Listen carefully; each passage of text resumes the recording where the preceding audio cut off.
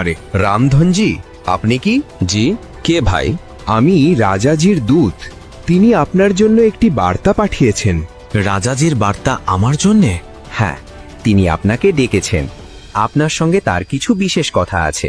কেন ডাকা হয়েছে? কি ব্যাপার হয়েছে? সব ঠিক তো? আমাকে শুধু এটাই বলা হয়েছে, রামধনকে এখনই নিয়ে আসতে হবে। ঠিক আছে, আমি সকালে রওনা দেব। না, আপনাকে এখনই যেতে হবে। আমি সঙ্গে আছি, পথ নিরাপদ। ঠিক আছে, বাচ্চাদের খেয়াল রেখো সুনেতা। রামধন কোনো প্রশ্ন না করেই দূতের সঙ্গে রওনা হলো। রাতের অন্ধকারে তার চলার গতি ধীর ছিল, কিন্তু মনে ছিল অটুট বিশ্বাস। রাজাজি অপেক্ষা করছেন, ভেতরে আসুন। রাতে ডেকেছেন মানে নিশ্চয়ই কোনো জরুরি কথা আছে। এসো রামধন, বসো। সালাম মহারাজ, আপনি আমাকে স্মরণ করেছেন?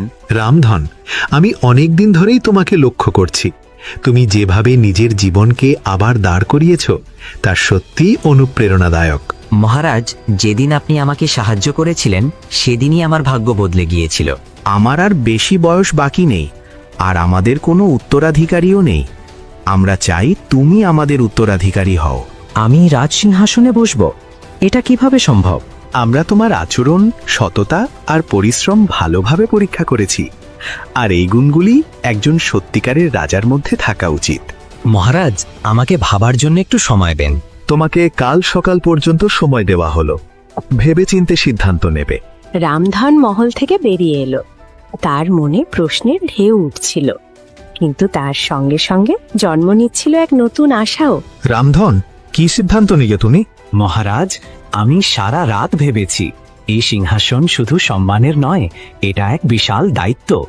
আমি কোনোদিন স্বপ্নেও ভাবিনি এমন কিছু হবে, কিন্তু আপনি যদি আমাকে যোগ্য মনে করেন তাহলে আমি এই দায়িত্ব গ্রহণ করছি। তোমার এই উত্তরই প্রমাণ করে তুমি এর জন্য সম্পূর্ণ যোগ্য। আমি কথা দিচ্ছি, আমি সবসময় গরিবদের পাশে দাঁড়াবো, কারো সঙ্গে কোনো অন্যায় হতে দেব না। রামধন, এটা কি সত্যিই কোনো স্বপ্ন? না সুনিতা, এটা ভগবানের ইচ্ছা।